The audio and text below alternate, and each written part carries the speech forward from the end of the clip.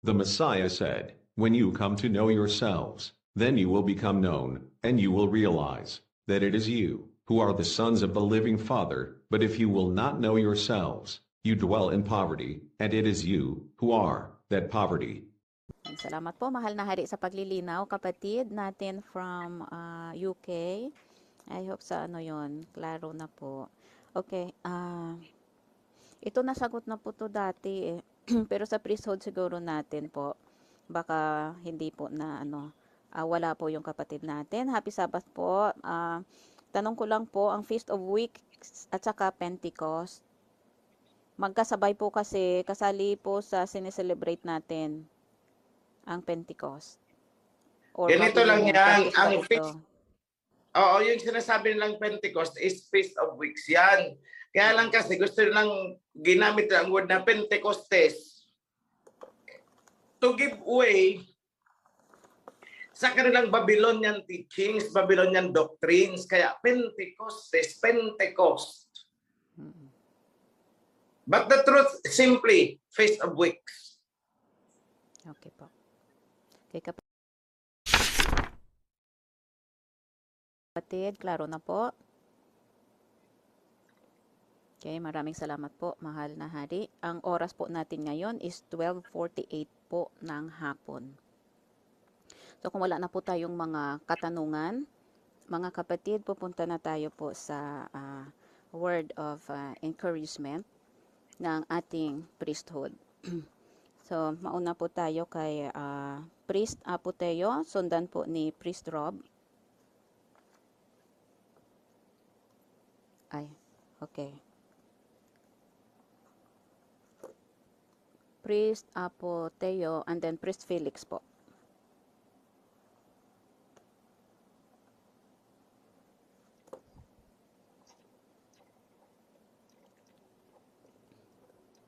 Priest Apoteo. Call next. Priest Felix.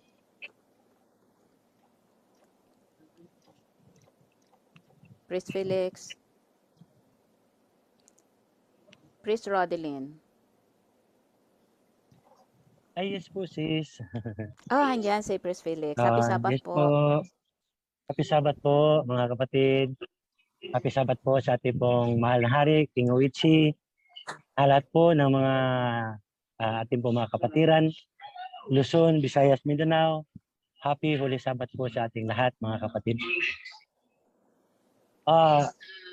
Priest Felix. Mga kapatid, gusto ko lang pong ibahagi. Hindi ko po alam kung ito po ay na-discuss na ng ating mahal na Priest Hill. Pero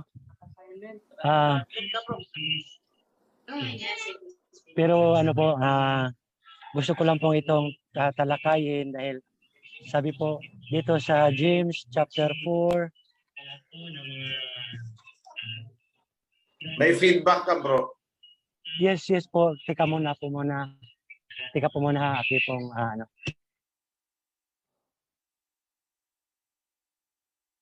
Okay na po, mahal na hari. Ito lang po, gusto ko lang pong basahin dahil napakaganda po ng ating tinalakay ngayon. May sabi po kasi si Apostle James tungkol po sa friendship, mga kapatid. Sabi po niya dito, tinawag po niyang mga taksil. Yung po mga tao nakikipagkaibigan sa labas. Yung po bang wala dito sa loob ng kingdom? Kasi kung titingnan po natin, mga kapatid, sa Torah, sa buong sa Leviticus, sa Exodus, sa Deuteronomy, marami pong bisis na inulit-ulit po doon na yun lang talagang mga nasa loob ng kingdom ang dapat nating ikahalubilo, ang dapat po nating kaibiganin. Dahil ayaw po ng Aba na yung mga kaibigan natin ay tagalabas. Yung hindi po ba kasali sa covenant? Hindi po kasi gusto ng ating Aba ng mga pinili niyang bayan ay makipagkaibigan sa labas. Hindi po siya gusto na yung mga mga pinili niya ay sumamba rin sa sinasamba ng mga taong nasa labas.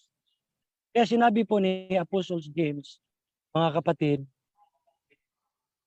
sabi po dito, verse 4, mga taksil, hindi ba ninyo alam na kapag nakipagkaibigan kayo sa sanlibutan, ay kinakaaway naman ninyo ang alhayam? Ang sinumang nagnanais na maging kaibigan ng sanlibutan ay nagiging kaaway ng alhayam. Dahil po mga kapatid, kapag ang kaibigan mo ay Babylonian, sumasamba sa mga Diyos-Diyosan, baka balang araw, yun na rin ang gawin mo. Kung kaibigan mo kumakain ng mga ipinagbabawal sa atin, baka balang araw, yun na rin ang kakainin mo dahil kaibigan mo eh. Baka gano'n na rin ang gagawin mo sa mga ginagawa nila. Yung mga bawal sa atin, hindi po bawal sa kanila. Yun po ang ibig sabihin. Kaya sinabi ni Apostle James na mga taksil. Yun po mga kapatid. Ibig sabihin na ang dapat nating kaibiganin ay ang nandito lang po sa loob ng kawan. Yun pong mga taong nakikita niyong mapagkumbaba, yung pong mga taong nakikita niyong talagang sumusunod sa righteousness, sumusunod sa covenant. Dahil kung titingnan po natin, hindi lahat na nandito po sa loob, mga kapatid, ay buong pusong sumusunod sa covenant. Kaya tingnan niyo po mga kapatid, kung sino po yung nakikita niyong taos-puso na sumusunod sa kautusan ng ating alaya, yun po ang dapat nating kaibiganin. Dahil pag ganyan po ang inyong ginawa, magiging kapareho po kayo. Sabi nga ni Prestil kanina, birds of the same feather flock together. Kaya kung ang kaibigan mo ay masugid na sumusunod sa kautusan, sa covenant, magiging ganun ka rin, masugid ka rin na sumusunod. Yun lang po mga kapatid. Mapagpalang hapon po sa ating lahat. Be blessed po. Shalom. Maraming Okay. salamat po, Priest Oo. Felix. Ganito yun. Thank you very much, Priest Felix, for bringing it up. Let me give a reinforcement. Ganito. Reality-based. Reality-based. Kung ikaw ay nagtatrabaho sa isang opisina, hindi maiiwasan na magkakaroon ka ng mga kaibigan sa loob ng kumpanyang pinagtatrabahuan mo. You cannot entirely detach yourself. Kasi kung bahagi ka ng work team. So, ngayon, lalagyan ko ng levels of relationship.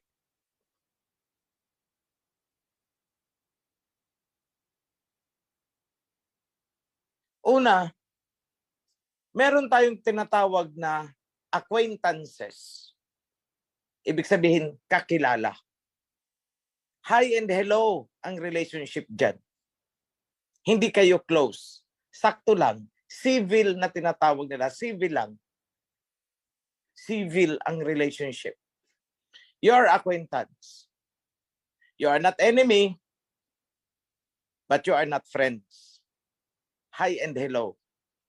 Kumbaga, kung kayo ay nasa loob ng isang kumpanya, ikaw ay nakaupo dito sa table, kaharap mo ay ang table niya. Hindi naman pwedeng wag ka nang makikipagtinginan sa kanya, nagtitigan kayo, bawi ka ng tingin ganon, nagbukha kang abnoy. So what I'm saying is, hindi ka mag-i-establish, yung sinasabi ni James, hindi ka dapat mag-establish ng relationship higit pa doon sa pagiging magkatrabaho. Kung may lakad siya, may mga social affairs yung ka-opisina mo na yun, Huwag ka nang sumama. Trabaho lang tayo. Walang personalan. Usap tayo sa oras ng trabaho. Pero yung kakaray-karayin mo ako sa labas ay hindi pwede. Ayoko. Yun ang sinasabi ni James. So kayo, dapat maging aware kayong lahat. Kung hanggang saan ang closeness na dapat nyong i-maintain sa mga taong nakapaligid sa'yo, sa trabaho o sa neighborhood ninyo dyan.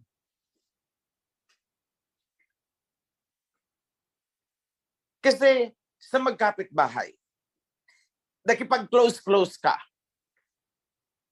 Later on, ay magpa-prosesyon tayo, inimbita ka.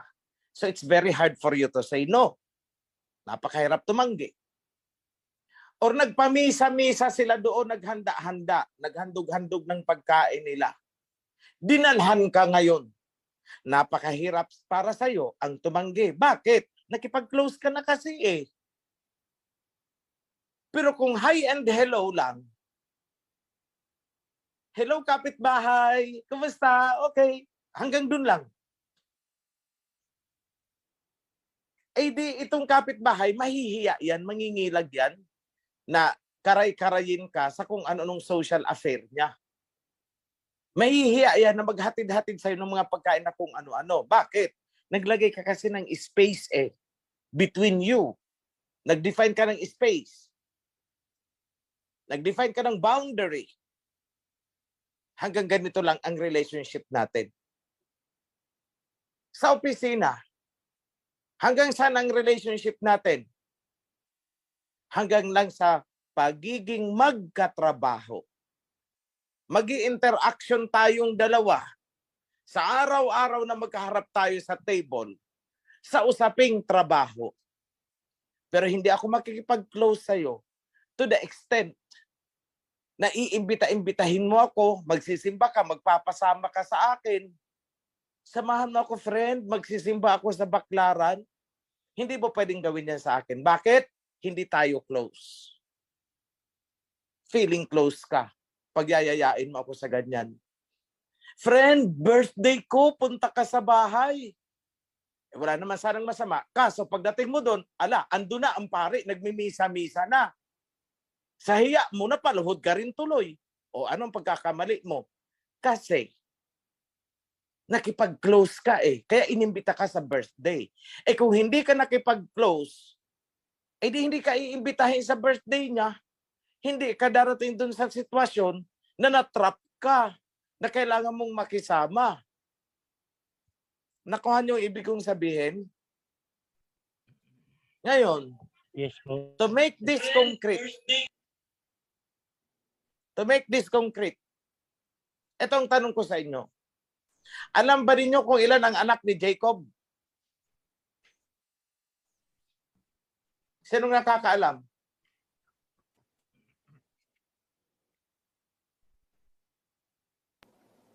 Priesthood.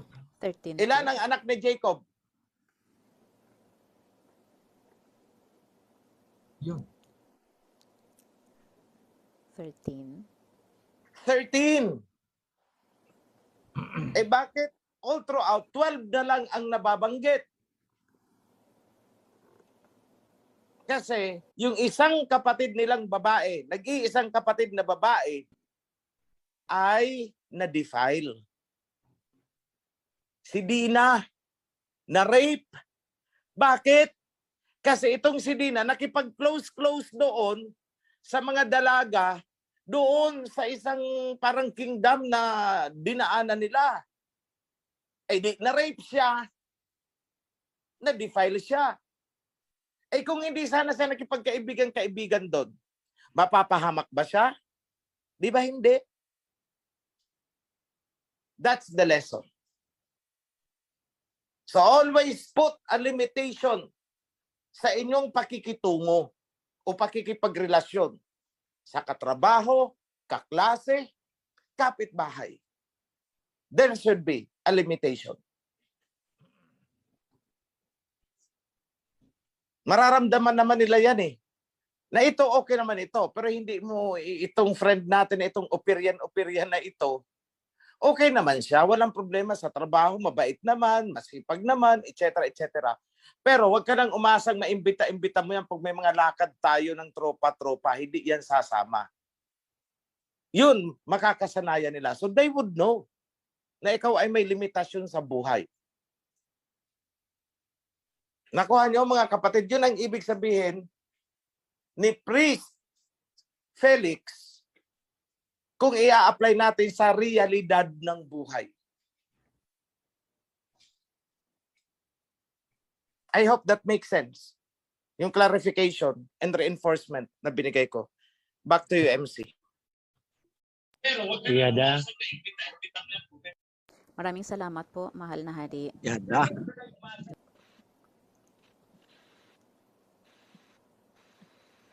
Salamat, sister. So, sa akin lang,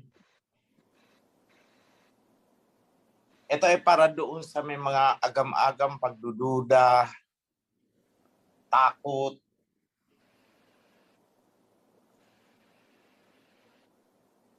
Kapag may mga bagay-bagay na hindi nyo nauunawaan, at kayo kinakabahan, nagdududa, natatakot, ang hiling lang namin sa inyo, huwag ninyong ipagkalat yan. Kausapin nyo ang priest para kayo ay matulungan. Alam niyo ganito yan. Kapag kayo ay sumakay ng eroplano at ikaw ay walang tiwala sa piloto o sa eroplanong sinasakyan mo, huwag ka na lang sumakay. Remain on the ground. Huwag ka nang sumakay. Kung duda ka sa eroplano, duda ka sa piloto. Kasi kung ikaw ay sasakay at bubulungan mo ang katabi mo, alam mo, ang piloto na yan. At ganito yan. Baka ganito yan. Baka ganito. At saka itong eroplano na sinasakyan natin, baka mamaya sira ang gulong nito eh. Lahat ng katatakutan sinasabi mo sa katabi mo, left and right.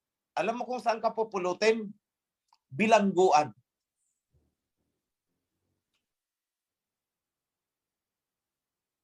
Ni biro, wag yung gagawin. Kapag ikaw ay nasa eroplano, may bomba itong eroplano na to. Sige, make a bomb joke sa eroplano. Mabibilanggo ka talaga. Ganyan din po dito. Kapag ikaw ay nag-fear mongering at nagpanik ang kawan, siguro ko hindi lang tagpas ang gagawin ko sa iyo. Kasuhan talaga kita. You're trying to sabotage. Pananabotahe yan. Sinasabotahe mo ang buong organisasyon. And you can be legally liable for that. Kaya ingat din kayo. Paalala ko yan. Ignorance of the law excuses no one. Kagaya niyan, subukan mong magkalat ng chismis na hindi totoo. Ang BDO ganito, mababangkrap na yan, guguho na yan. At nagpanik ang mga depositors. Sabay-sabay nag-withdraw, kaya gumuho ang BDO. Akala mo ba wala kang pananagutan? May pananagutan ka. Biro man ang ginawa mo o ano, nag-vlog-vlog ka, nagkalat ka, nag-post ka sa Facebook ng ganyang impormasyon. At nasira yung institusyon, may pananagutan ka. Broin mo, ipakalat mo na ang BDO ganito, ang manager ng BDO, ang presidente ng BDO is ganito, ganito. Nag-withdrawhan tuloy ang mga depositors. Bumagsak ang BDO. Kasi gano'n naman yun eh. Kahit anong organisasyon, kapag ginanyan mo, pwedeng bumagsak yan.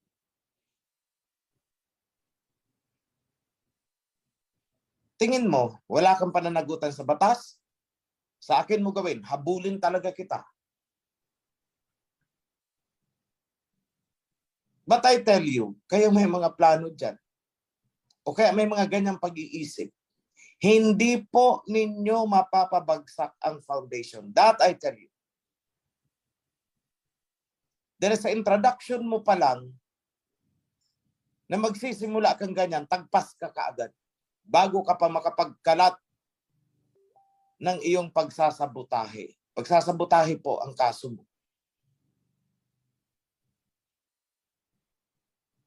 And you are sinning against the covenant. Nagkakasala ka sa kabuuan ng covenant.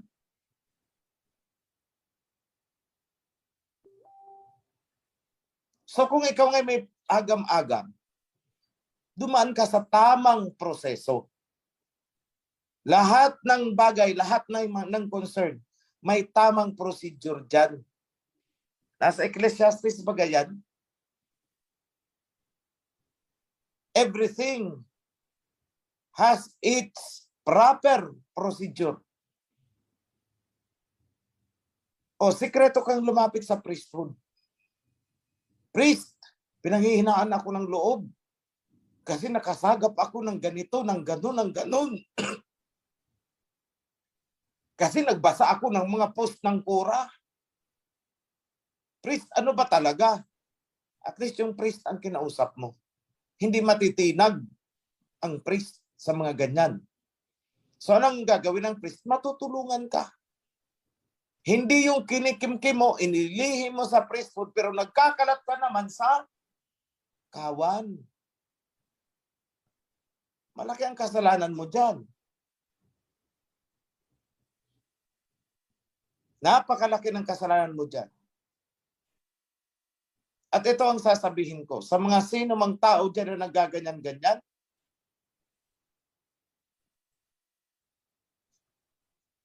at mga naghahangad pang ako'y patalsikin, hindi nyo po ako mapapatalsik. Ang foundation ay parang bahay na itinayo ko. At akong nagtayo, ang palalayasin ninyo, aba, teka lang. Baka nahihibang kayong mga ganyan ang plano dyan kung meron man. Kahibangan po yan. Sobrang hibang.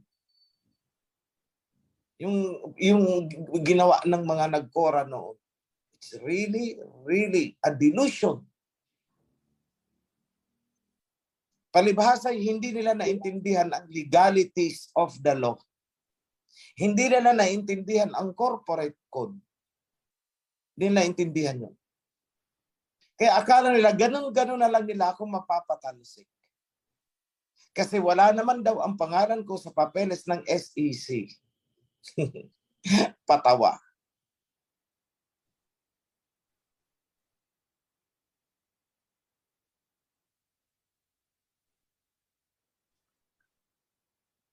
Alam ninyo, magtanong na lang kayo sa abogado.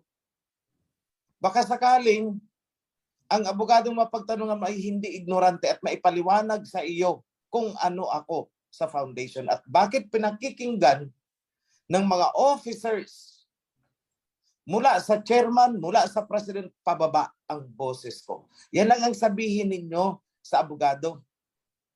Ito si OHC, nagtayo ng foundation.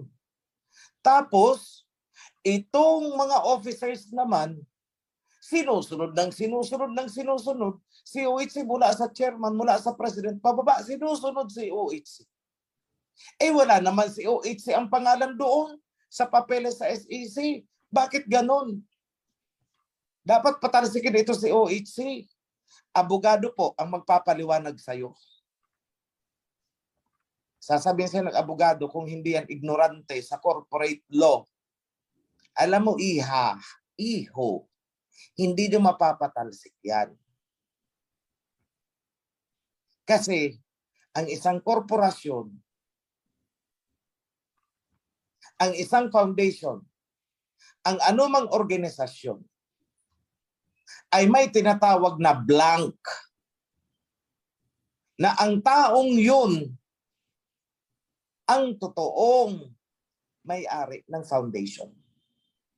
Kahit wala ang pangalan niya dyan sa nire-request ninyong sa SEC. Now, let me tell you this. There are two types of records in SEC. One that is open to the public and one that is classified. Tanong kayo sa abogado, prove me wrong.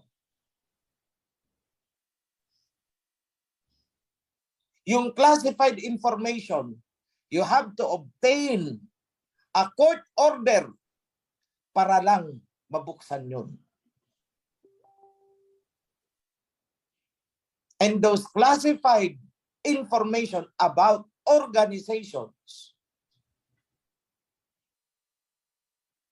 is sealed with secrecy po yan.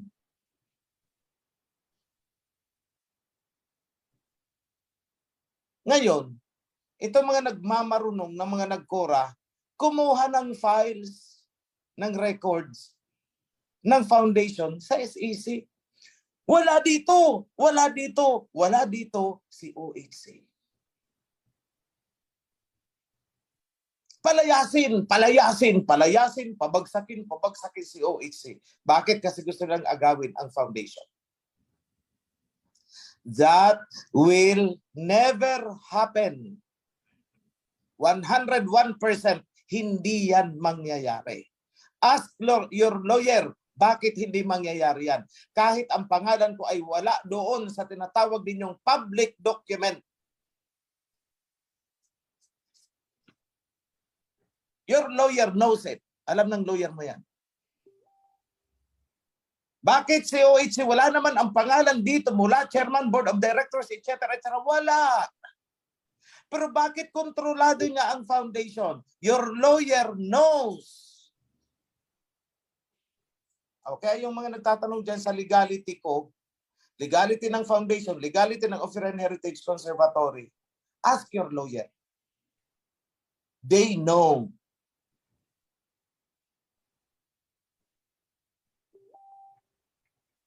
They know that an organization has classified documents, classified information that is not open to the public.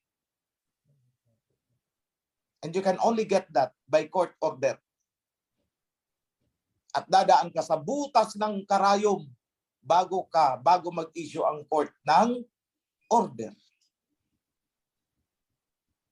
At merong mga documents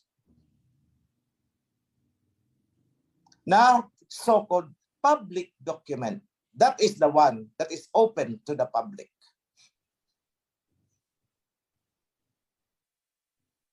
So wag nyo nang questionin kung sino ako sa foundation. Wag nyo nang questionin kung sino ako sa iba't ibang foundation. They are at the tip of your nose. Sorry kayo, mga kora at mga nagtatangka na palayasin ako. Ay, natatawa ako at naaawa sa inyo. You never knew me from the start. Hindi nyo talaga ako kilala. Makalkal nyo man ang pangalan ko, hindi nyo pa rin kilala ang pagkatao ko.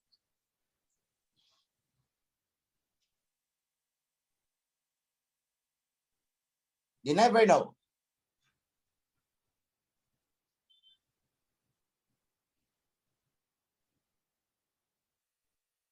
Everything is sealed with secrecy. Sorry.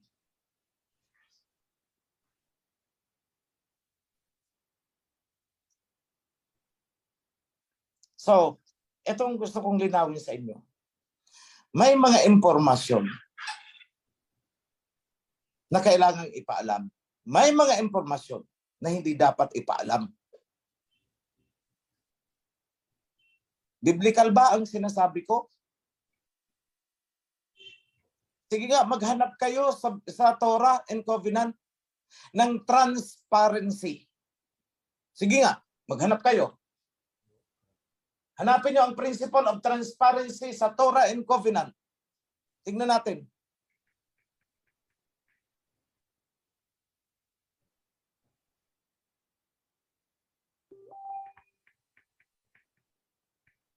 Transparency is a privilege na ibinibigay namin. At kapag kami ay nagbigay ng transparency, susuklian nyo yun ng transparency. That is your obligation. Pero yung pamunuan actually is hindi. May mga bagay talaga na kailangang cloak in secrecy. Otherwise, the objectives of the foundation, the objectives of the kingdom will not prosper.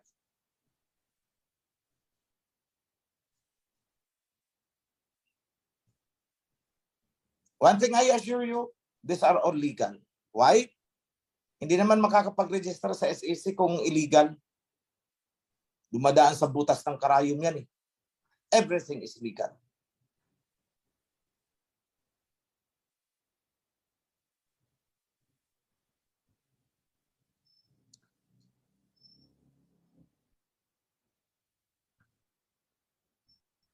Di ba nasa Torah na may mga lihim na mananatiling lihim? Although sinabi naman sa kabilang part na walang lihim na hindi mabubunyag. Ayan ang hindi naintindihan ng karamihan.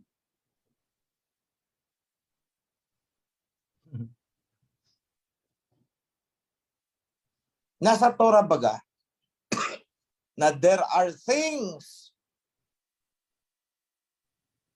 that are known only to the Alahayam, but are not known to man.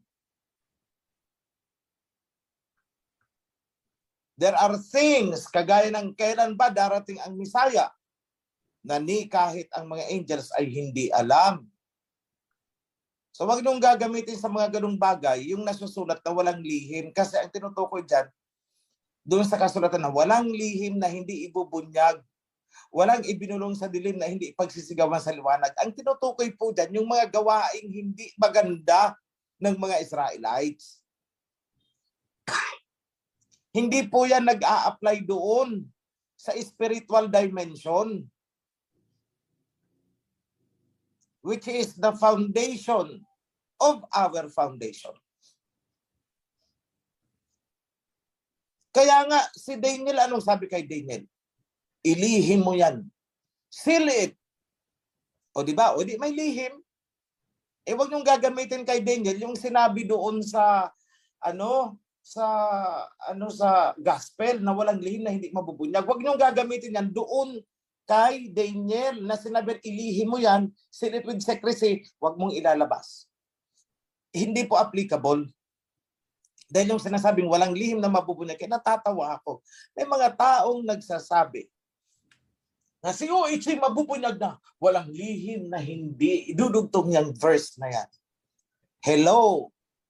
Ang verse po na yan ay patungkol lamang sa mga masasamang gawain. Hindi po yan nakapatungkol doon sa mga inilihim na mabubuting gawain na hindi pwedeng ilabas at hindi pwedeng ipangalandakan.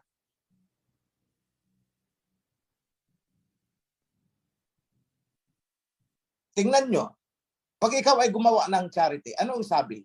Ilihim mo. Yung ginawang pagbibigay ng kanang kamay mo, wag nang malalaman ng kaliwa mo. O ibig sabihin, seal it with secrecy. O ano pa?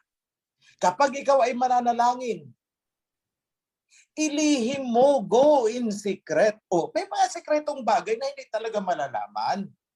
So ano pala yung sinasabi dyan na walang lihim na hindi mabubunyag? Yung mga katarantaduhan po yan. Nakuha ninyo? So wag nyo pong i-a-apply yan sa foundation. Wag nyo i-a-apply sa akin yan. Because there are things that are cloaked in secrecy. O ngayon, I hope naiintindihan nyo.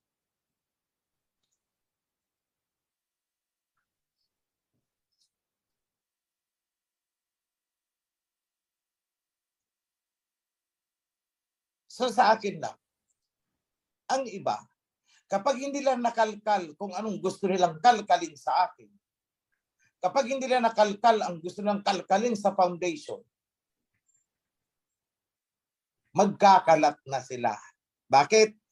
Kung hindi na makalkal dito sa atin, doon sila magkakalkal sa mga kora. Eh, ang nandun sa kora, puro mga propaganda, puro paninira. So, anong nangyari sa kanila? Nalalaglag. Nalalason ang isipan.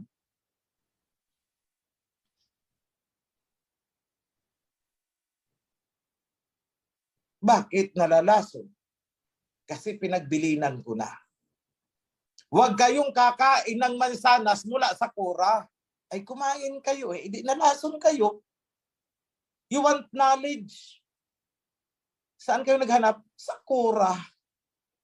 You want information? Saan kayo naghanap? Sa kora.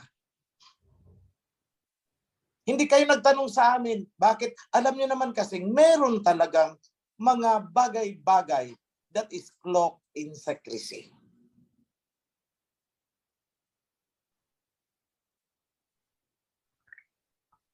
Pero alam niyo, wala namang kinalaman talaga itong mga ano na to sa compliance mo sa covenant. Malaman mo yan o hindi mo malaman, walang epekto doon kung talagang ikaw ay magkukomply sa covenant. Just comply with the covenant. Just obey the covenant laws.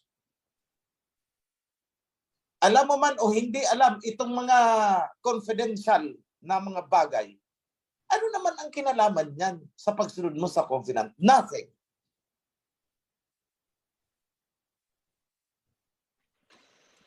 Eh bakit? Nung kayo ba nasa mga sekta ninyo, inalkal nyo ba ang buhay ng inyong founder? Bakit hindi nyo ginawa yan noon? Sa pinanggalingan nyo. Tapos pagdating dito, hypercritical kayo. Pati higaan ko, pati lahat. Eh bakit hindi nyo ginawa yan noong naandun kayo sa mga babil nyo, sekta ninyo? Bakit ngayon lang sa amin? See?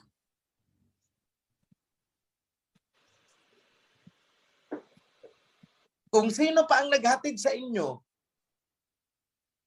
ng magandang balita, magandang katuruan, kung sino pa sa inyo ang nagbalik ng covenant, kung sino pa ang nag-revive ng priesthood, kung sino ang nagpakilala sa inyo sa Aba at sa Messiah King, siya pa yung pinagdududahan ninyo. Eh kung sa eroplano, wag kang sumakay, umalis ka na. Bakit ka pa sasakay? Duda ka pa pala sa piloto. Eh wala kang tiwala, wag kang sumakay. Get out. Oh, nakita nyo, dito lang po yan sa atin na ako mismo ang nagtataboy. Sa mga hindi karapat-dapat manatili sa loob, umalis kayo. Hindi ko kayo hahabulin. Hindi ko kayo pipigilan. The door is open. Bukas ang pintuan. Nung pumasok kayo, bukas ang pintuan. Kung lalabas kayo, bukas din ang pintuan. Pero kung papasok kayo dito at dito kayo magwawara-wara, iba ang kalalagyan nyo. Doon kayo sa Joshua, doon kayo sa counseling. Or tagpas kayo. Tapos, huwag nyo kaming bigyan ng problema. Obedience is the due process dito.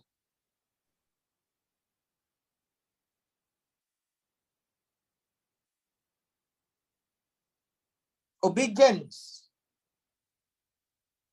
is the due process.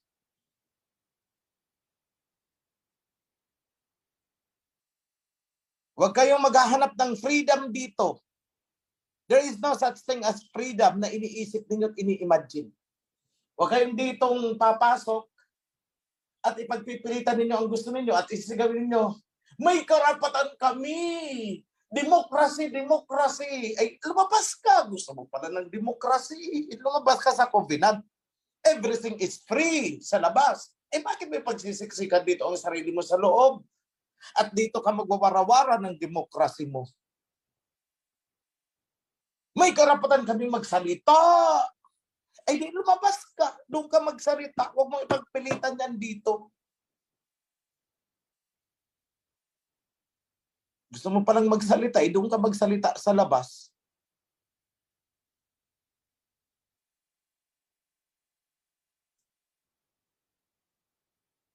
Karapatan, karapatan, karapatan. Human rights, human rights. Demokrasya, demokrasya.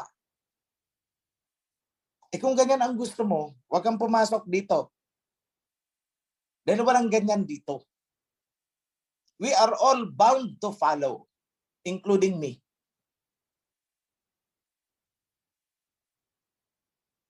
Kaya tingnan niyo ako.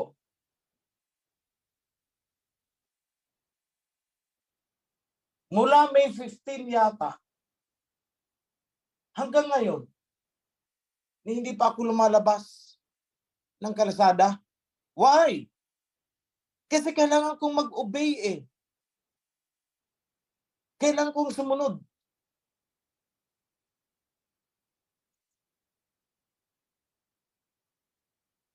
Talo pa sa akin dito ang mga nagmumunghang madre sa kumbento eh. Parang ganun ang buhay ko eh.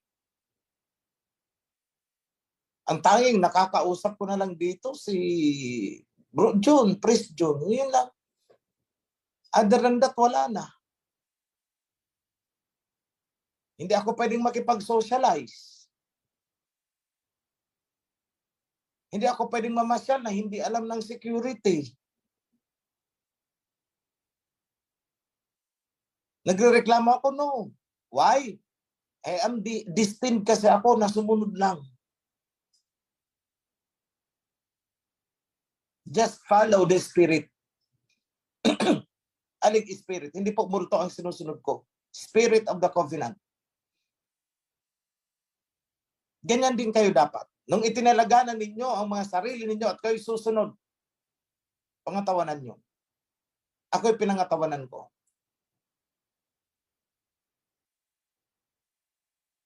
With that, wala tayong pag-uusapan na iringan. Wala eh. When you are one with us in spirit of the covenant, wala tayong pagtatalunan eh. If you trust the officers, the priesthood, stay. If you do not trust the priesthood and the management, get out. Yun lang po ang choices natin dito, in or out.